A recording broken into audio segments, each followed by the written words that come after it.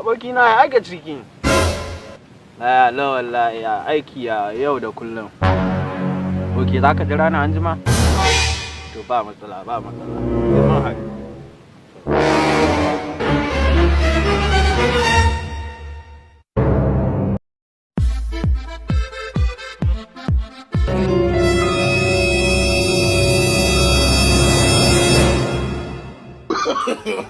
No. No.